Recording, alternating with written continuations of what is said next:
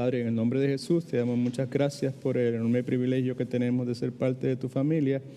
Gracias por la salud física que nos has concedido en el día de hoy, que nos ha permitido llegar hasta aquí. Gracias por el amor que tú has derramado en nuestros corazones.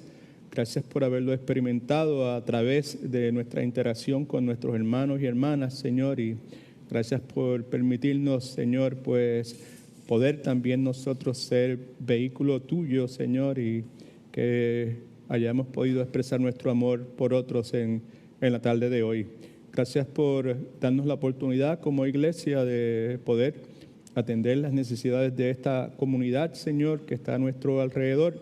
Gracias por los hermanos que escucharon tu voz y que se han tomado la iniciativa de desarrollar este ministerio, Señor, que hacemos todos los miércoles, Padre Santo. Bendecimos tu nombre. Tú eres bueno, tú eres fiel, tú eres compasivo, tú eres misericordioso, Señor, y te imploramos ahora que nos ayudes, que nos des energía espiritual a mí para poder enseñar, a mis hermanos para poder escuchar, y a ambos, a ellos y a mí, Señor, que nos concedas la capacidad de poder llevar todos nuestros pensamientos a la persona de Jesucristo. Te rogamos por los que enseñan a los niños, por los que enseñan a los jóvenes, y sobre todo te rogamos, Padre, por las hermanas que diligentemente y siempre con una sonrisa en sus labios, Señor, te sirven a ti al servirle a estos chiquitos en Corderitos, en la guardería, Padre Santo. Gracias nuevamente por tu inmenso amor. Con el hermano Tim, mientras enseña también, en el nombre de Cristo oramos. Amén. Ok, continuamos en esta noche con nuestro ciclo de enseñanza aquí en Matetes. Este ciclo se llama Soli Deo Gloria, solo para la gloria de Dios. Y a través de este ciclo hemos estado considerando de cómo, por qué y para qué Jesucristo fue crucificado y el pecador es salvado. Y cómo esta verdad bíblica que acabo de decir, universal, gloriosa, de que Cristo es crucificado, resucitado, el pecador es salvado, redimido, cómo eso resulta en que Dios recibe gloria, como todo esto es para la gloria de Dios, como todo esto es solo para la gloria de Dios. Hemos dicho ya muchísimas veces, a manera de introducción en cada una de estas secciones, que lo que acontece en la cruz del Calvario tiene implicación inevitable en la vida del verdadero creyente. En la cruz del Calvario el Hijo es sacrificado, el Padre es satisfecho, right? Okay. Y Cristo es sepultado, resucitado y asciende gloriosamente al lugar donde originalmente estuvo y estará eternamente. Y que en el momento en que Cristo sube, eventualmente, en cuestión de días, el Espíritu Santo habría de descender permanentemente para morar de una vez por todas en la vida de todos aquellos que han tenido un nacimiento espiritual. Esas verdades están presentes en cada una de las doctrinas bíblicas. A través de nuestro estudio hemos estado considerando doctrinas bíblicas. ¿Qué dice Dios sobre distintos aspectos de la vida cristiana? La intención nuestra, Pastor Marcel, Pastor Willy, un servidor, es utilizar estos tiempos que nos concede la iglesia, domingos en la mañana, en el segmento que conocemos como la Biblia dice, o la bíblica, si usted quiere, el tiempo de la predicación, y este tiempo que se nos concede los miércoles en la noche, utilizar este tiempo con el propósito de cumplir con lo que se conoce bíblicamente como la gran comisión de hacer discípulos. Dios quiere, ¿verdad?, que la gente sea salva, que nadie se pierda, ¿verdad? Pero la intención bíblica de Dios con relación a esos que se salvan no es que permanezcan en la condición en la cual fueron encontrados en el momento de la salvación, sino que haya una transformación, haya una renovación de su entendimiento y eso provoque que su forma de vivir, sus prioridades, sus gustos, lo que le parece correcto e incorrecto, pues cambie, ¿verdad? Y que sea cónsono con lo que Dios dice en su santa palabra. La palabra nos habla de estas doctrinas, de lo que se conoce como sana doctrina, y en este ciclo de Matete, pues eso es precisamente lo que hemos estado considerando, esta sana doctrina que dice Dios sobre distintas cosas que son muy importantes, son esenciales para poder vivir la vida abundante que Cristo nos llamó a vivir, que es la regeneración, que es la propiciación, que es la adopción, todo ese sinnúmero de cosas que hemos estado considerando, llamándolos por esos nombres. Y recientemente hemos estado considerando una de las doctrinas más importantes, más cruciales, que es la doctrina de la santificación. Llevamos 3 semanas con estas notas que tenemos delante de nosotros, donde estamos considerando la doctrina de la santidad y sobre todo estamos considerando qué es santidad y qué no es santidad. Partimos de la premisa de que el asunto de la santificación no es un asunto secundario en la Escritura, es un asunto primario, es prioridad, es inevitable. Al punto que cuando hablamos de salvación, cuando la Biblia habla de la salvación, pues nos dice, ¿verdad?, que parte de esa salvación o una expresión de la salvación, luego de la regeneración, es la santificación. Ese proceso es parte de la salvación, eso que no sé como santificación. Así que es inseparable. Si una persona es salva, inevitablemente su vida va a experimentar la santificación.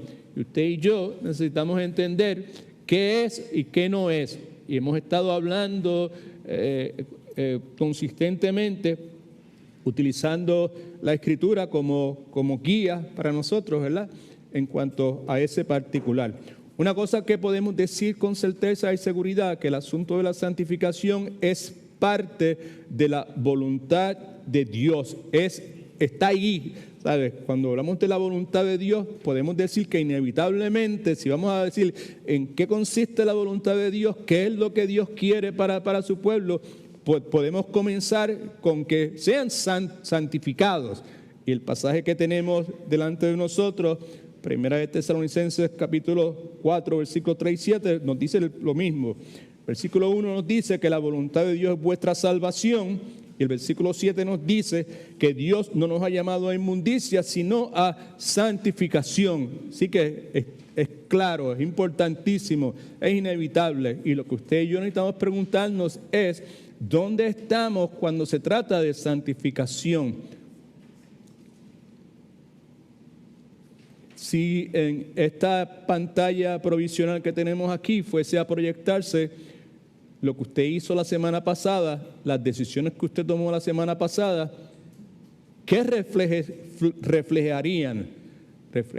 Una vida que está siendo santificada, expresó su conducta, sus prioridades, sus decisiones, sus reacciones la semana pasada, que usted está siendo santificado, o no hay mucha diferencia entre lo que pasó con usted la vez pasada, la semana pasada, y lo que acontecía con usted antes de haber experimentado, si es que usted lo ha experimentado, el nuevo nacimiento. Con relación a la santidad, una de las cosas que es más importante reconocer que está encerrada en esta primera manifestación, declaración, pronunciamiento que tenemos en las notas suyas, que es lo que da dirección al resto de las notas que tenemos en este handout.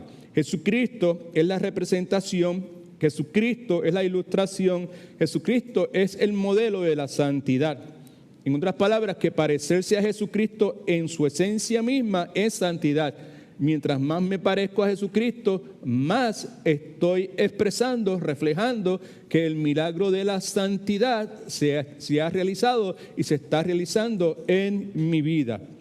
Si Jesucristo es precisamente la representación, la ilustración, el modelo de la santidad, y el parecerse a Jesucristo en su esencia misma es santidad, pues entonces Primera página de ustedes. Por lo tanto, precisamos, no es que necesitamos o que debemos, precisar lleva consigo el sentido de urgencia, ¿verdad? ¿Sabes? ¿Okay? Yo necesito comer, pero yo preciso respirar. Hay una diferencia entre una palabra y la otra. En la segunda hay un sentido de urgencia que es indispensable, pues utilizamos la palabra intencionalmente. Por lo tanto, precisamos permanecer en Cristo porque Cristo es la vida. Por lo tanto, precisamos aprender de Cristo porque Cristo es nuestro Maestro y Cristo es la lección que estamos aprendiendo en sí misma. Y por lo tanto, precisamos seguir a Cristo, seguir los pasos de Cristo, imitar a Cristo. Si alguno dice que está en Cristo, debe andar como Él anduvo. Si alguno dice que está en Cristo, sus prioridades precisan ser las prioridades de Cristo. Amén. Puede decir amén si quiere, no está obligado a permanecer callado o callada. Puede expresarse, okay. La primera página, esta vez sus notas, vimos ahí donde dice, clarificando algunas verdades acerca de la santificación, ese pasaje que está ahí, hablamos detenidamente de él hace como 3 semanas. Lo más probable es que muchos de ustedes no estaban hace 3 semanas y que los que estaban no se acuerden en lo más mínimo de cuál es el énfasis de ese pasaje. Así que veamos. Primera de Pedro, capítulo 1, versículos 14 y 16. Como hijos obedientes, en un momento dado nosotros no éramos esos, pero en Cristo ahora somos hijos obedientes. En el pasado, Efesios capítulo 2, donde dice que éramos hijos de desobediencia. Ahora, como hijos obedientes, no, si no lo subrayó la vez pasada, subrayelo ahora, no, subrayé eso, no os conforméis a los deseos que antes teníais estando en vuestra ignorancia. Cuando no éramos cristianos, pues entonces nuestro estilo de vida, nuestras decisiones, nuestras preferencias, nuestras prioridades eran cónsonas, estaban cogidas de la mano con la naturaleza que teníamos anteriormente, con los deseos que teníamos antes cuando estábamos en nuestra ignorancia. En otras palabras, cuando estábamos muertos espiritualmente, que estábamos espiritualmente ignorantes, pues que en el día de hoy, que hemos nacido de nuevo, no debemos hacer eso. Y debemos reconocer eso como desobediencia. Debemos reconocer eso, regresar, ¿verdad? Relapse, diríamos en inglés, regresar a como yo era antes y responder como era antes y dar prioridades que tenía antes, pues eso no es aceptable a Dios. Si es parte de la santificación, es precisamente reconocer eso y decirle que no, y no, y no. Yo respondí así, yo reaccionaba así, eso era importante para mí, pero ahora no lo es. ¿Alguien puede decir amén, aleluya? All right, ok, good. No os conforméis a los deseos que antes teníais estando en vuestra ignorancia, sino, versículo 15, subraya si no lo ha subrayado, sino, en vez de eso, todo lo contrario, así como aquel que os llamó es santo, el que nos llamó a la salvación, el que nos dio el llamado efectivo a la salvación es santo, sed también vosotros santos en algunos aspectos de vuestra vida. ¿En toda qué? Volvemos nuevamente al video suyo de la semana pasada. Preste atención, por favor. El video suyo de la semana pasada se proyecta aquí en la pantalla. ¿Será que reflejaría precisamente lo que aquí dice? Sed también vosotros santos en toda vuestra manera de vivir. Acuérdense que santo tiene, por eso es que llevamos como 8 semanas hablando de santidad, ¿verdad? Porque es un concepto sumamente importante y que tiene distintas expresiones, distintas manifestaciones. Una de las cosas que la palabra santos comunica es de separación. Separación de todo aquello que no está en armonía con la voluntad perfecta de Dios. Si el video de mi vida la semana pasada se reflejara, pues entonces yo tengo que preguntarme, debería preocuparme. Si no me preocupa, pues entonces la situación está más complicada todavía. Debería preocuparme, pensar, quizás no he pensado en ese detalle durante toda esta semana que va, pero si Si considero la posibilidad en este momento, pues debería preocuparme que las acciones mías, como dice aquí, también vosotros sé santos en toda vuestra manera de vivir, en la manera de vivir, lo que hice, lo que no hice, prioridades nuevamente, respuestas, reacciones, reflejan santidad, reflejan que yo estoy separado o separada de mi forma antigua de vivir o de aquellas cosas que hay en este mundo que necesariamente no son lo que Dios desearía para mi vida. Son buenas preguntas. Como vamos a ver en la lección, o como ya hemos visto y vamos a repasar, pues la cuestión de santidad no es una cuestión intelectual del conocimiento, o si entiendo teológicamente, doctrinalmente, lo que es la santidad, lo que es la santificación. En ninguna forma, porque la Escritura claramente nos dice que nosotros no somos llamados a ser ni oidores ni entendedores de la verdad de Dios, que Dios nos ha llamado a ser ¿qué? Hacedores, poner en práctica lo que la Escritura nos dice. All right? Así que el versículo 16 nos dice, porque escrito está, sed santos, porque yo soy santos. Right? En la próxima página vimos entonces dos peligros presentes en el camino de la santificación que no vamos a entrar detenidamente, simplemente los vamos a mencionar para beneficio de los que no estaban presentes. Primero, el primer peligro que vimos fue el peligro del legalismo. Y con relación al legalismo dijimos que el efecto del legalismo es contaminación. Los pasajes que están ahí explican en qué consiste esa contaminación y que la consecuencia del legalismo es condenación. ¿Right? Dijimos también que había otro peligro, que es el peligro de la apatía, y añadimos la palabra licencia, no licencia de conducir, licencia en términos de autorización para yo poder hacer lo que yo quiera con mi vida en ese aspecto.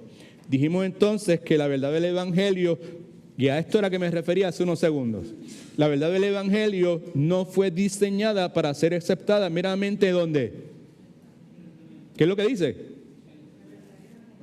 La verdad del Evangelio no fue diseñada para ser aceptada meramente ¿dónde?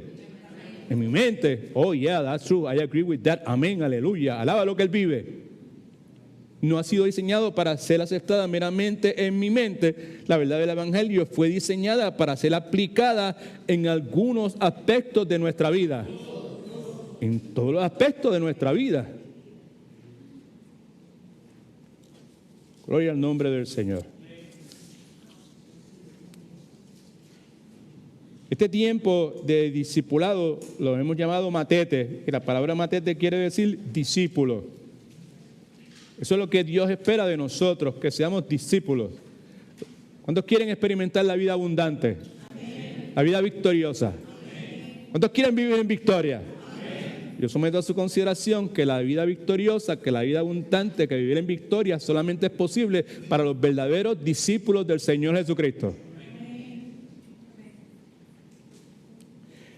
Página 3. Dos clarificaciones necesarias en torno a las obras. Obras en el contexto de santificación. No se olvide que estamos hablando de santificación. ¿Qué es santificación? ¿Qué no es? En ese contexto, el asunto de las obras es importante clarificarlo. Escriba esto si no lo ha escrito.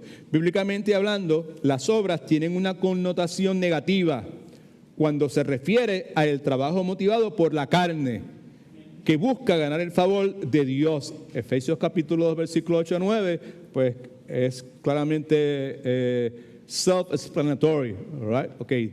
Si yo quiero utilizar obras para buscar la aprobación de Dios, el favor de Dios, ¿verdad? Pues entonces, obras en ese contexto tienen una connotación negativa. Segundo, bíblicamente hablando, las obras tienen una connotación ahora positiva cuando se refieren al trabajo que es motivado por la fe, buscando como propósito dar gloria a Dios, right?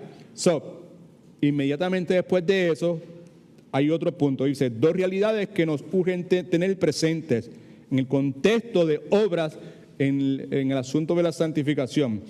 En la salvación, por fe, hemos sido aceptados delante de Dios el Padre. Y el resultado de esa aceptación por fe es una confianza radical delante de Dios. es una confianza radical delante de Dios. Radical en el sentido que va más allá de lo que usted y yo humanamente podemos procesar, generar, concebir. Segundo, en nuestra santificación hacemos obras. En el proceso de santificación es de esperarse que hagamos obras por fe. Y ahora caminamos con Dios como amigos de Cristo y por amor, con gusto, obedecemos, escriba eso si no lo ha escrito, los mandamientos de Cristo. ¿Right? Página número 4. Por lo tanto, a lo que vamos a decir, es de esperarse que la santificación que produce obras por fe resulte en nuestra obediencia radical.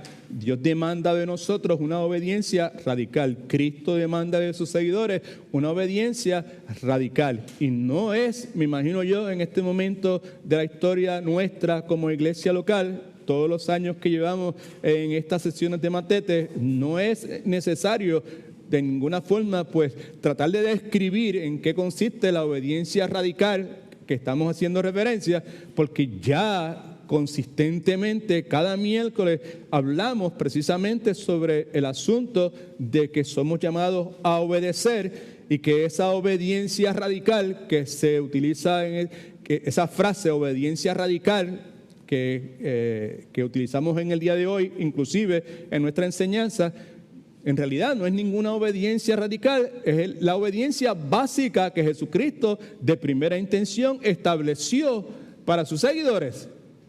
El que quiera ser mi discípulo, que se nieguese a sí mismo y tome su cruz una vez a la semana, diariamente, ¿verdad? Y sígame, ¿right? Ok, pues hablar de eso, presentar eso como una opción de vida, como un estilo de vida en la cultura donde nosotros tenemos la oportunidad de vivir. El cristianismo cultural de este momento considera ese planteamiento de Cristo como algo radical, cuando no lo es lo más básico.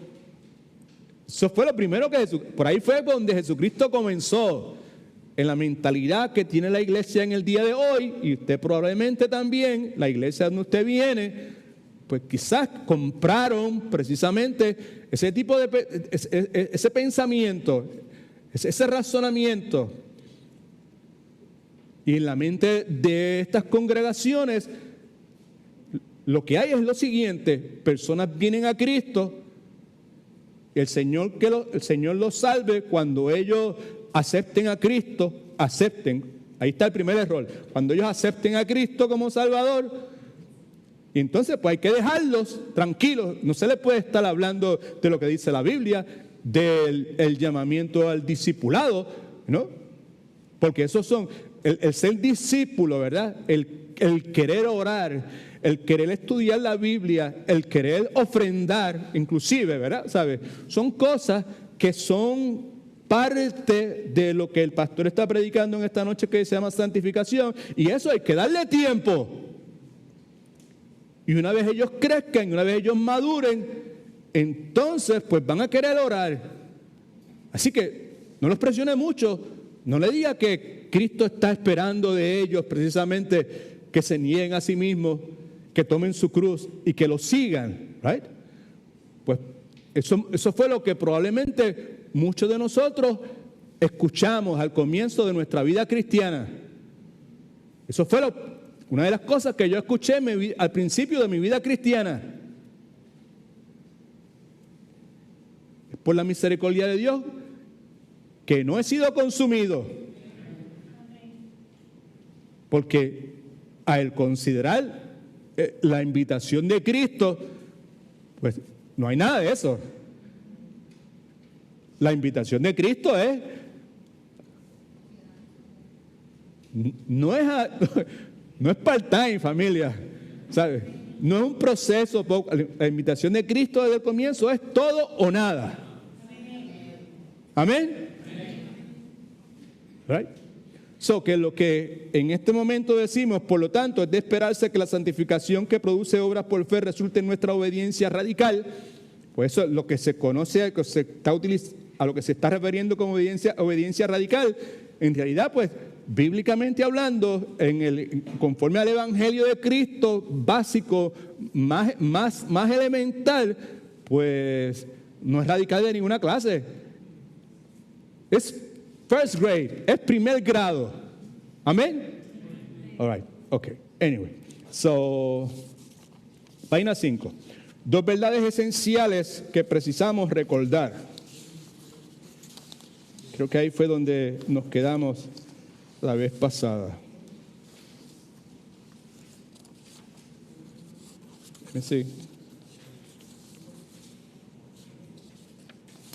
Ya, 2 verdades esenciales. There you go, right here. Que precisamos recordar. ¿Ok? Now, el pasaje que la cita bíblica que tienes inmediatamente debajo de ese subtítulo, estoy en la página 5, si no me equivoco ustedes. ¿Is that right? 5, right? Es 1 Corintios capítulo 15, versículo 10, que usted ya me imagino que sabe de memoria.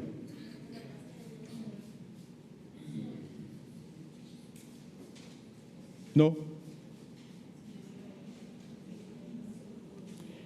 1 Corintios capítulo 15, versículo 10. A ver, yo comienzo y usted me sigue.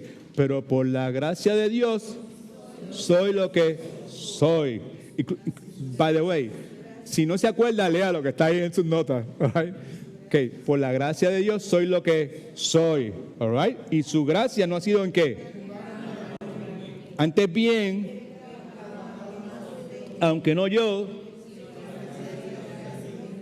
que está conmigo. ¿Ok? 2 verdades esenciales que precisamos recordar. ¿Ok? Y ese pasaje bíblico nos sirve como trampolín para poder hacer estos pronunciamientos que vamos a hacer dentro de un momento. Primero, es que nuestro trabajo para el Señor, en mis obras para el Señor, en mi labor para el Señor, por encima de todo, dependemos del trabajo de Dios en nuestra vida. Por la gracia de Dios soy lo que soy. Su gracia no ha sido en vano para conmigo. Yo me he fajado más que todo el mundo, aunque no he sido yo, sino la gracia de Dios, el trabajo de Dios en mí. Amén. So, you got it right there. En mi trabajo para el Señor, por encima de todo, dependo del trabajo de Dios en... Escriba esto en sus notas, por favor. En última instancia, no estamos trabajando para Dios. Me explico. Nuestro trabajo, al fin de cuentas, es alimentado por el trabajo de Dios en mi vida y al mismo tiempo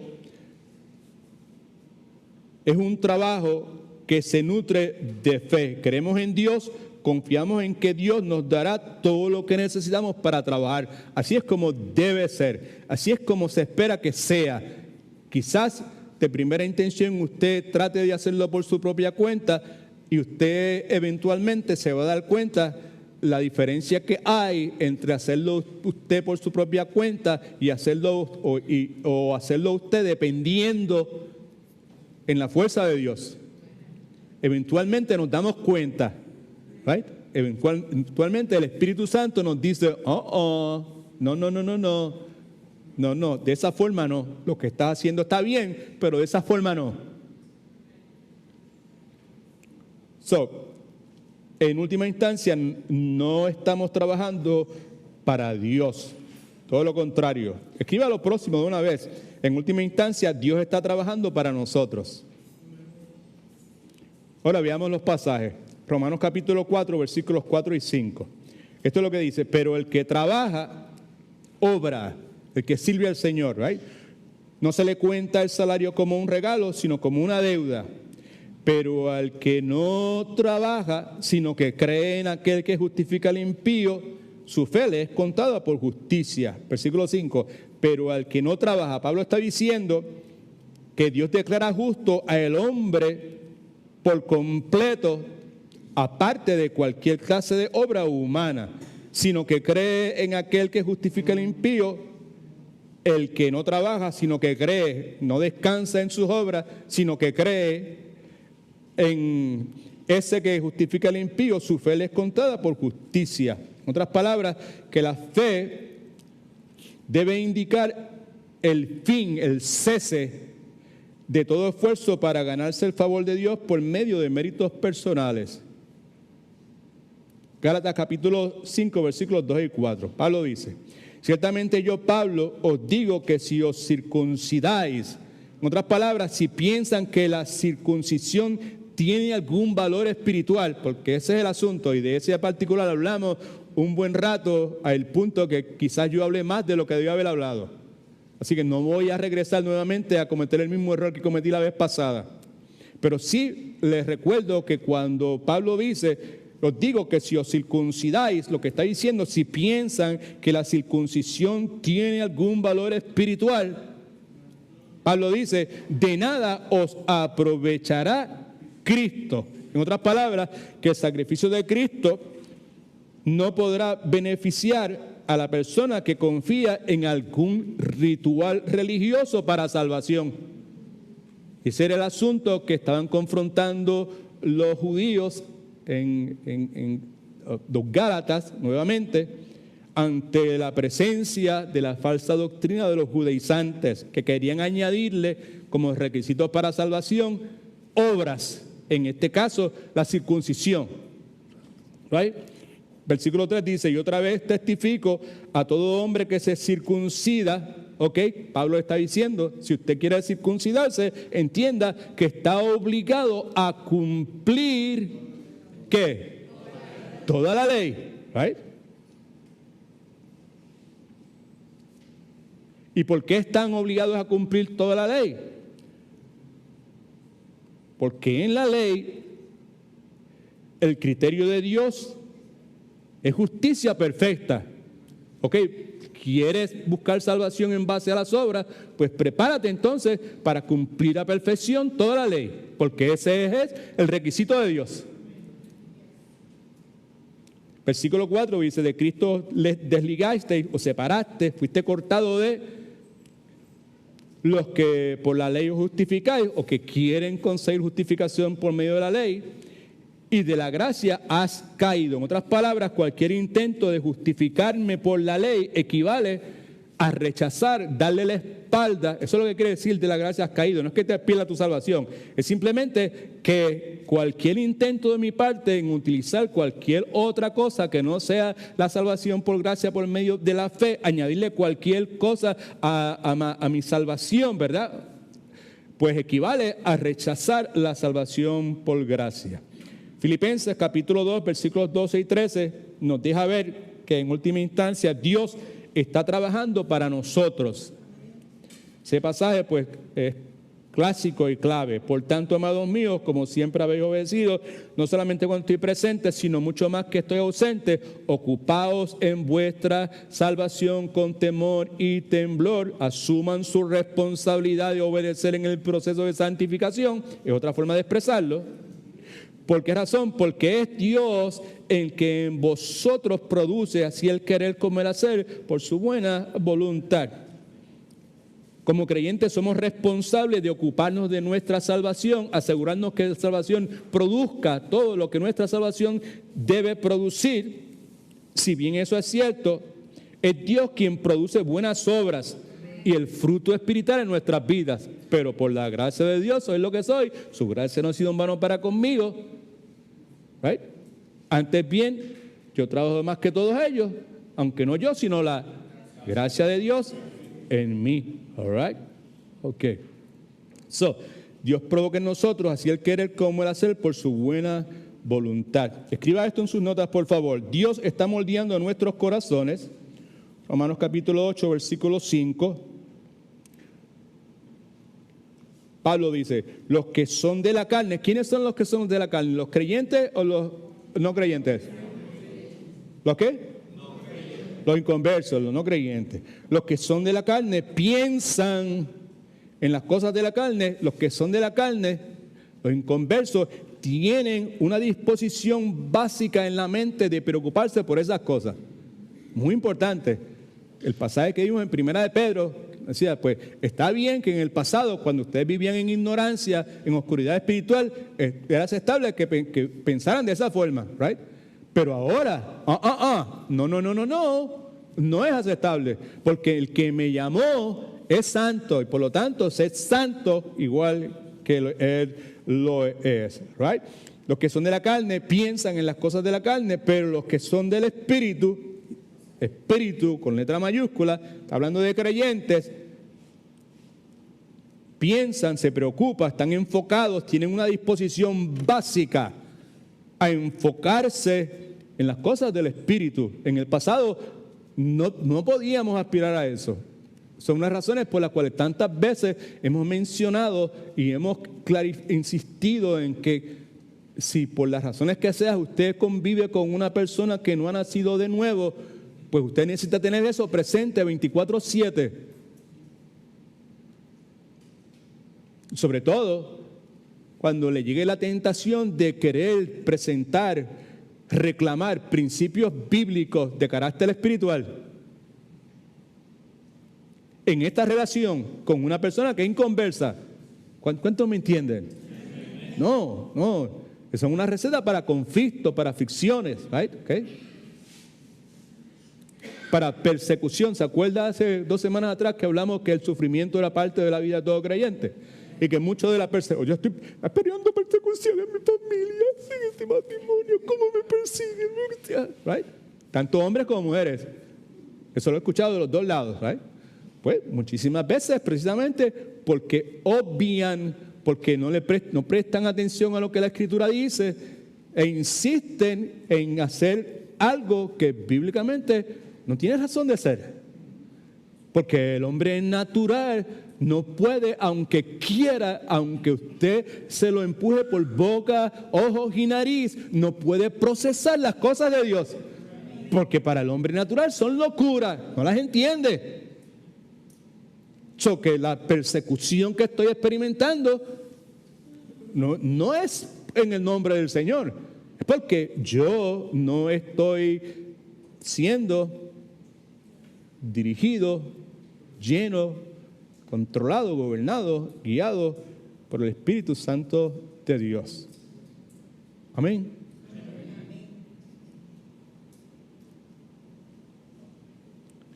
Pero es que yo he sido puesto para evangelizar. Yo me casé con ella, all right? Y yo no estaba muy seguro. Ella decía que era creyente, pero yo no lo creía que ella era creyente. Pero yo dentro de mi corazón el deseo que he tenido, porque yo se lo dije a mi pastor antes de casarme, yo aquí voy a evangelizar a ese hombre y me lo voy a ganar para Cristo. Yo declaro que ese hombre va a ser de Cristo. Suena bien, ¿verdad? No suena bien. Algunos oídos, todo depende de donde usted venga. Todo depende de donde usted se haya criado espiritualmente. Todo depende cuál sea la cultura espiritual suya. En algunos lugares, expresiones como esa, todo el mundo, amén, gloria a Dios, y vamos a dar rodillas, y vamos a ayunar, y vamos a hacer un montón de cosas. Vamos a hacer nosotros para ganarnos el favor de Dios. Está viendo, ¿sabe? Hey.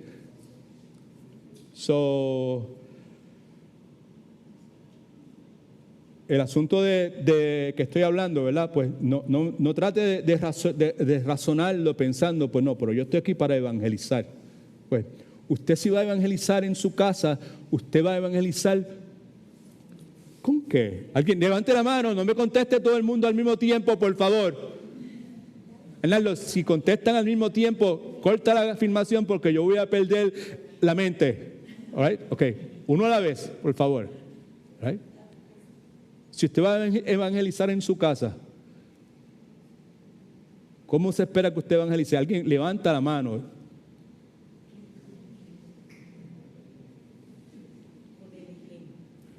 Con mi vida. Nada más con el testigo. Y sin ánimo de ofender, si usted es mujer, más todavía.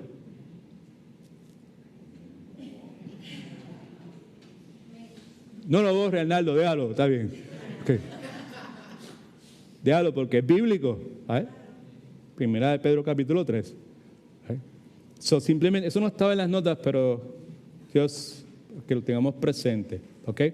So, podemos afirmar que sin duda que Dios está moldeando nuestros corazones. Romanos 8:5 nos enseña que el Espíritu Santo que mora en nosotros, ¿verdad? Cambiará nuestros impulsos. Cambiará. Eso es lo que quiere decir cuando cambiará nuestros corazones. ¿Sabes? Cambiará mis impulsos, cambiará mis deseos. Y si cambia mis impulsos, cambia mis deseos, eventualmente cambiará mis acciones. ¿Right? Y a eso es lo que nos referimos cuando decimos que Dios está moldeando nuestros corazones. El moldear nuestros corazones es cuando Dios cambia. Es cosas como deseos, como impulsos y cosas similares a esas. Otra cosa que podemos afirmar sin duda es que Dios está empoderando nuestra vida. Y pues el pasaje ya lo tenemos, 1 Corintios 15:10, que todo el mundo sabe de memoria. Por la gracia de Dios soy lo que soy. No, gracia, no se olvide por favor que gracia en la inmensa mayoría de las veces implica favor inmerecido, ¿right? Pero no es lo único que significa. En Santiago y en Primera de Pedro, gracia implica poder divino, poder espiritual, right? So, y Pablo aquí precisamente lo está utilizando en las dos formas. Pero por la gracia de Dios soy lo que soy. Y su gracia no ha sido en vano para conmigo. Antes he trabajado más que ellos, aunque no yo, sino la gracia, poder ahora de Dios que está conmigo. En otras palabras, Pablo está diciendo, yo estoy trabajando duro con el Evangelio, yo me levanto temprano en la mañana, y desde que me levanto, digo, Dios, yo no sé lo que me espera allá afuera, pero definitivamente yo sé que voy a necesitar tu gracia. Right? Y Pablo dice, y durante todo el día continúo confiando en la gracia de Dios. Y continúo descansando en la gracia de Dios. Pablo dice, yo necesito trabajar bien duro, pero también necesito al mismo tiempo la gracia de Dios. ¿Qué dice la Escritura con relación a Dios? Dios le da gracia a quién y a quién se la niega. Gracia al humilde y resiste al soberbio. All right. Yo me imagino a Pablo al final del día fuerte de trabajo,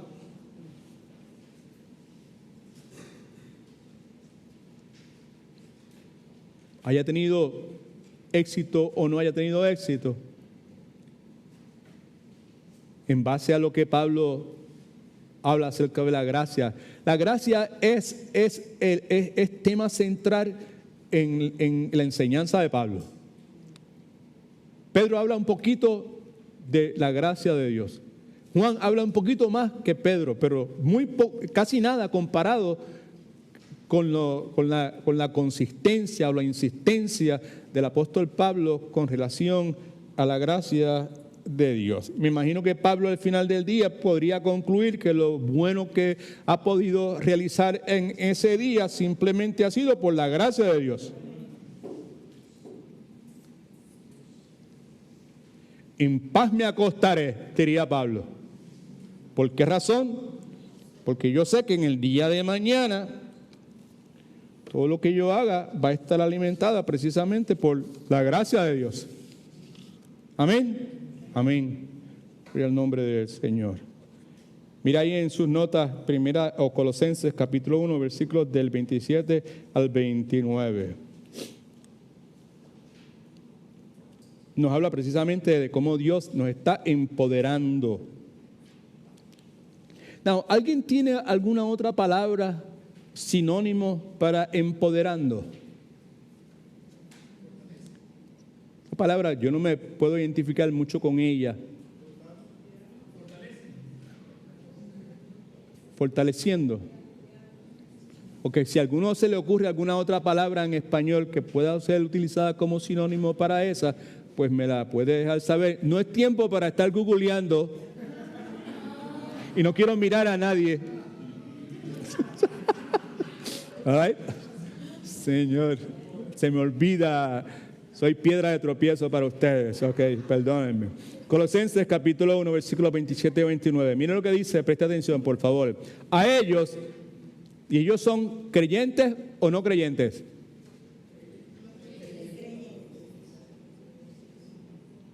A ellos Dios quiso dar a conocer las riquezas de la gloria en este misterio entre los gentiles. Right? Está hablando de los gentiles que eventualmente habrían de creer. Right? Pueden ser either way. A ellos Dios quiso dar a conocer las riquezas de la gloria de este misterio entre los gentiles, que es Cristo en vosotros, esperanza de gloria, nacimiento espiritual, el mismo Espíritu Santo que haya venido a morar permanentemente en el corazón de los creyentes en el día de Pentecostés.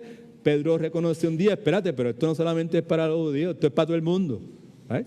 Este misterio, ¿verdad? ¿Okay? Es un misterio, es algo que, aunque estaba ya pronunciado en la Escritura, todavía no ha sido revelado abiertamente, pero en ese momento, pues ya había sido. Nosotros, Pablo dice, anunciamos a Cristo, amonestando a todo hombre y enseñando a todo hombre en toda sabiduría, a fin de presentar, subraye, perfecto, que quiere decir maduro espiritualmente. Y la madurez espiritualmente es resultado de lo que estamos hablando aquí, que es la santificación. No hay posibilidad de ser maduro espiritualmente. Puedes tener conocimiento espiritual o conocimiento bíblico o doctrinal, pero en términos de madurez espiritual, sin santificación, no te vistas que no va. O yo no me voy a vestir que no voy, porque aplica para todo el principio es para todo el mundo, ¿ok? A fin de presentar perfecto, maduro espiritualmente, en Cristo Jesús a todo hombre. That's kind of cool, right? Jesucristo es la representación, la ilustración, el modelo de la santidad. Parecerse a Jesucristo en su esencia misma es santidad. Miren lo que dice Pablo, ¿verdad? La idea es presentar perfecto en Cristo Jesús a todo hombre, a toda persona, a todo ser humano. Versículo 29, que es clave para lo que estamos hablando. Por eso también trabajo, obras, luchando según que la fuerza de Él, que Pablo, que en 1 Corintios 15:10 se conoce como la gracia de Dios, la fuerza de Él, la gracia de Dios, la cual actúa poderosamente en mí. En otras palabras, que el trabajo, Pablo dice, también trabajo luchando, el trabajo y la lucha que tenía resultado externo era algo que Dios había estado haciendo en Pablo. Dios había estado trabajando en Pablo y por medio de Pablo. Alabado sea el nombre de Cristo Jesús. All right, página número 6.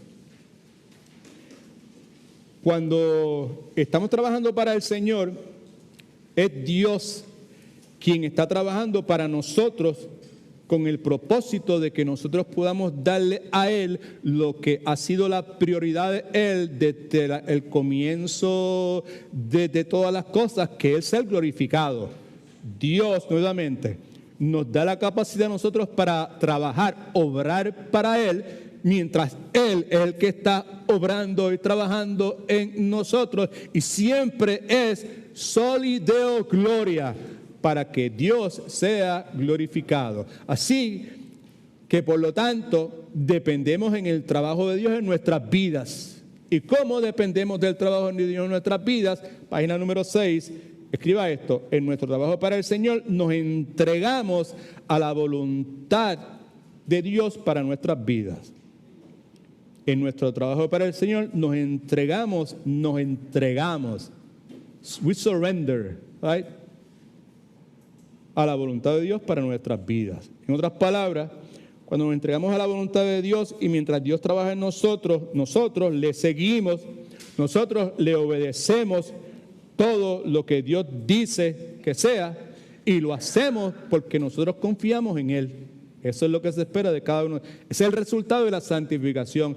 Ahí es donde la santificación quiere llevarnos nuevamente. Cuando nos entregamos a la voluntad de Dios y en el proceso, mientras Dios está trabajando en nosotros, lo que sucede es, si la santificación está haciendo su trabajo, lo que va a suceder es que nosotros vamos a seguir a Dios y vamos a obedecerlo a Él en todo lo que Dios dice, no porque queremos ganarnos nuestra salvación, no porque tenemos miedo de que vamos a perder nuestra salvación, sino que simplemente lo seguimos, lo obedecemos en todo lo que Dios dice, porque confiamos en Dios. Nosotros no caminamos por vista, caminamos por fe. ¿Ve? Right? Escriba esto en sus notas. El creyente genuino confía en Dios de todo corazón. De paso, esto es lo que vemos precisamente en la vida de Abraham. Now, sea paciente conmigo, deme un par de minutos más en lo que vemos estos dos pasajes bíblicos porque están, pero que bien poderosísimos. All right? Ok. Génesis capítulo 15, versículos 1 y 6. Vemos a un individuo que es un creyente. Imagínense si es un creyente genuino que es descrito en la Biblia como el papá de la fe. Amén. Imagínate si estaba bien sintonizado. El padre de la fe. Right? So, esta es la vida de Abraham. Génesis 15, versículos de 1 al 6. Todo el mundo, pues, sea paciente conmigo. ¿Ves? Después de estas cosas, vino la palabra de Jehová a Abraham en visión diciendo: no temas, Abraham, yo soy tu escudo y tu recompensa será muy grande. Dos cosas que Dios le está diciendo: tranquilo, porque yo soy tu escudo, que quiere decir que no importa los enemigos que tengas, yo te voy a proteger. Y estate tranquilo, porque tú vas a tener que dejar algunas cosas y vas a perder unas cosas, pero tranquilo, porque yo seré uno que te garantiza que tu recompensa será inmensa. Versículo 2, respondió Abraham: Señor Jehová, ¿qué me darás si no me has dado hijos? Y el mayordomo de mi casa, Eliezer, el Damasceno. Dijo también Abraham: como no me has dado, mejor dicho, como no me has dado prole, mi heredero será un esclavo nacido en mi casa. Luego vino a él, a Abraham, palabra de Jehová, diciendo: no te heredará sino que un hijo tuyo será el que te herede. Entonces, versículo 5, lo llevó afuera y le dijo, Dios llevó a Abraham fuera y le dijo: mira ahora los cielos, cuenta las estrellas, así es que las puedes contar. Y añadió: así será tu descendencia. Versículo 6, Abraham creyó a Jehová y le fue contado por justicia. Abraham creyó en Dios de todo corazón. En mi país decían cuando yo era joven: de verdura el apio.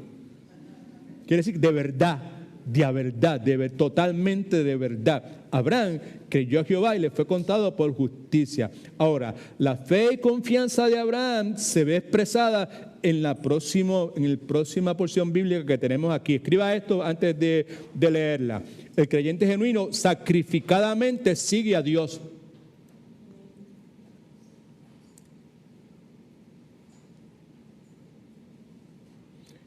Antes de seguir, simplemente, sacrificadamente implica que,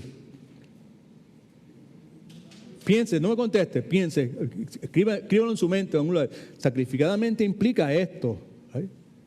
Para mí, sacrificadamente es esto. A ver, ponga una frase ahí, haz lo que le venga a la mente. Sacrificadamente para mí es esto. You don't want to do that, right?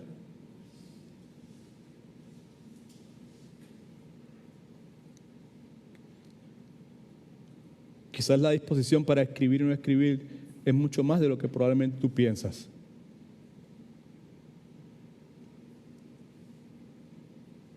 Cuando digo eso, lo primero que yo escribiría es: me va a costar algo. Sacrificar, me va a costar. Right? So, el creyente genuino sacrificadamente sigue a Dios. Si no te está costando nada seguir a Dios, probablemente no estás siguiendo a Dios de todo corazón.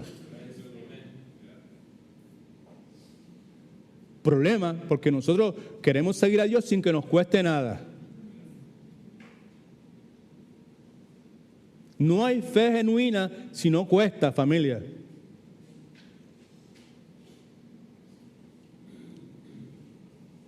Pero entienda que el mismo que le dijo a Abraham: no temas, porque yo soy tu escudo y tu recompensa será muy grande, es el mismo Dios nuestro.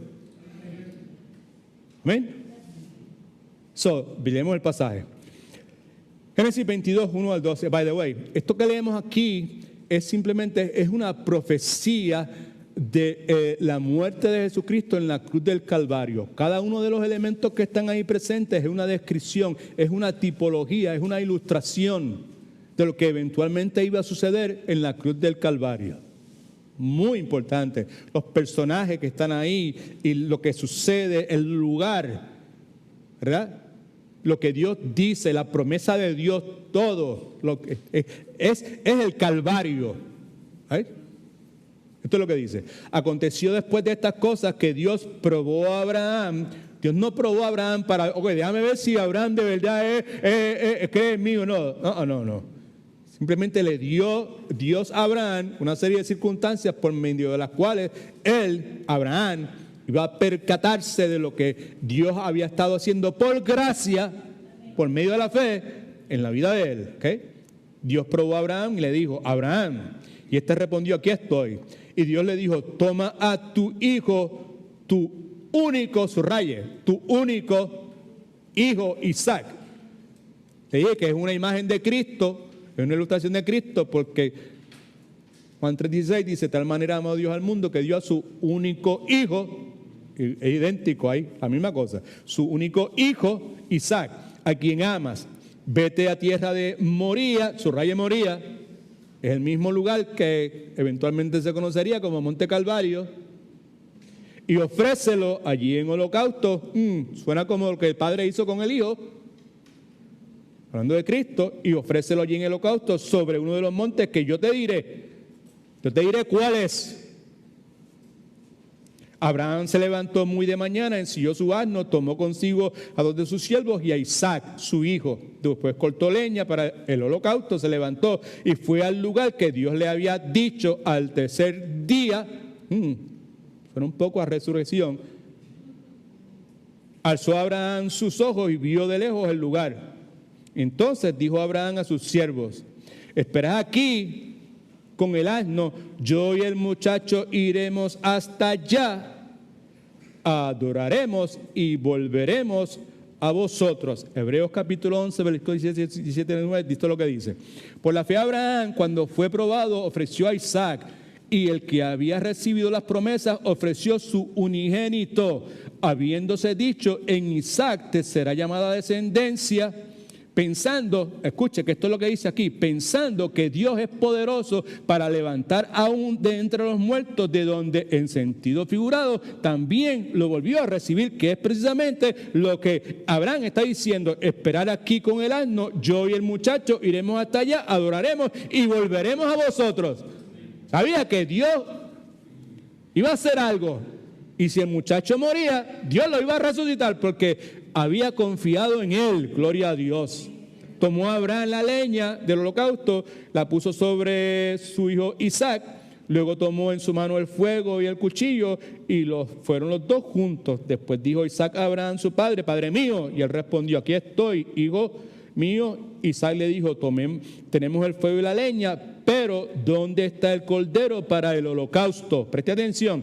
Y Abraham respondió, Dios proveerá el cordero para el holocausto, hijo mío. E iban juntos en el idioma hebreo, en esencia lo que dice, Dios se proveerá a sí mismo como cordero para el holocausto. Que fue lo que sucedió en la cruz del Calvario. ¿Cuántos alaban al Señor? Cuando llegaron al lugar que Dios le había dicho, edificó allí Abraham un altar, compuso la leña, ató a Isaac su hijo y lo puso en el altar sobre la leña. Extendió luego Abraham su mano y tomó el cuchillo para degollar a su hijo. Entonces el ángel de Jehová lo llamó desde el cielo, Abraham, Abraham. Y él respondió, aquí estoy. Y el ángel le dijo, no extiendas tu mano sobre el muchacho ni hagas nada, porque ya sé que temes a Dios.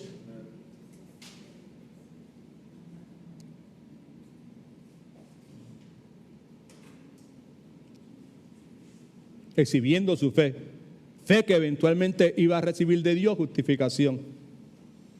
Por cuanto no me rehusaste a tu hijo, tu único hijo. Escriba esto en sus notas, por favor. La apatía no tiene sentido, mejor dicho, no tiene sentido, ¿verdad? Porque no somos libres para hacer lo que nos da la gana. Antes bien, somos libres para seguir y servir a Cristo el Señor. Hay muchísimas otras cosas que podemos añadir, pero no tenemos tiempo para hacerlo. God is good. All the time.